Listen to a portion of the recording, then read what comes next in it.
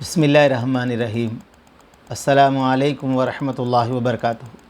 الحمدللہ وکفی وسلام علی عبادہ الذین اصطفی، اما بعد۔ اللہم صلی علی محمد وعلی آل محمد کما صلیت علی ابراہیم وعلی آل ابراہیم انک حمید مجید۔ اللہم بارک علی محمد وعلی آل محمد کما بارکت علی ابراہیم وعلی آل ابراہیم انک حمید مجید۔ دوستو بزرگو، اللہ آپ لوگوں کو خوش رکھے، سلامت رکھے، حفظ و امان میں رکھے۔ مولانا الیاس صاحب رحمۃ اللہ علیہ، میرے دوستوں، میرے بزرگوں، فرمایا مفتی کفایت اللہ صاحب یہ سب بڑے بڑے علماء اکرام کے ساتھ تھے۔ تو میرے دوستوں، میرے بزرگوں، مستورات کی ایک جماعت 1942 کے اندر پہلی مستورات کی جماعت، خواتین کی جماعت قائم کی گئی، جہاں مولانا داود میواتی رحمۃ اللہ علیہ کو امیر بنایا تھا۔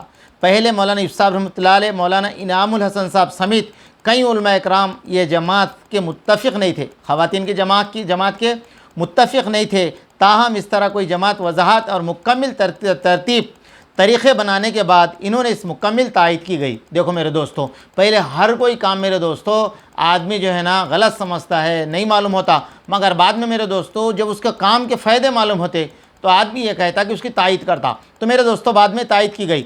حاجی عبدالوہاب صاحب کی بستی نظام الدین اولیاء رحمۃ اللہ کی آمد جنوری 1944 میں ہوئے۔ کب ہوئے میرے دوستوں؟ حاجی عبدالوہاب صاحب ہمارے پڑوس کے 1944 کے اندر حاجی عبدالوہاب صاحب اس وقت 22 سال کی عمر تھی ان کی، کتنی تھی؟ 22 سال کی عمر۔ حاجی عبدالوہاب صاحب اس وقت 22 سال کی عمر میں تھی، نظام الدین اولیاء کی مرکز کے دعوت کے کام کے لیے شامل ہوئے۔ مولانا الیاس صاحب رحمۃ اللہ انتقال سے پہلے 6 ماہ تک مولانا الیاس صاحب رحمۃ اللہ علیہ کی صحبت میں رہے۔ کتنا رہے میرے دوستوں؟ 6 مہینے حضرت مولانا الیاس صاحب رحمۃ اللہ علیہ کی صحبت میں حضرت حاجی وہاب صاحب تھے۔ مولانا الیاس صاحب رحمۃ اللہ علیہ کی بیماری، ان کی نباتات کی فکر 1944 میں تا جولائی میں اس پورے مہینے میں مولانا الیاس صاحب کی بیماری دن پہ دن بڑھتی گئی، اور اس وقت بزرگوں اور ممتاز علماء اکرام کے درمیان ایک مشورے کی فکر تھی۔ ممتاز علماء کے درمیان ایک مشورے کی فکر یہ تھی، یعنی مولانا الیاس صاحب رحمۃ اللہ علیہ کا انتقال ہو گیا تو ان کی وفات کے بعد دعوت تبلیغ کی جماعت کی قیادت کون سنبھالیں گے؟ میرے دوستو بہت بڑی بات تھی۔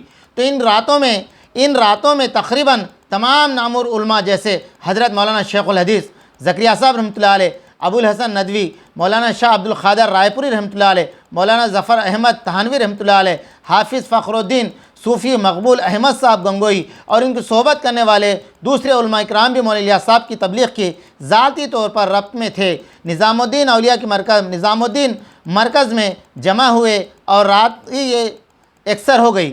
ان علماء کی نظر میں دعوت اور تبلیغ کی جماعت میں مولانا الیاس صاحب رحمۃ اللہ علیہ کی امارت کی جگہ لینے کے لیے سب سے معزز ترین انسان حضرت شیخ الحدیث زکریہ صاحب رحمۃ اللہ علیہ، مولانا محمد زکریہ صاحب رحمۃ اللہ علیہ واحد شخص تھے جو علماء اور روحانیت، علماء عمل اور اعلیٰ درجات کی حکمت کے دونوں لحاظ سے مولانا الیاس صاحب رحمۃ اللہ علیہ کی جگہ جماعت دعوت تبلیغ کے امیر بنانے کے اہل تھے۔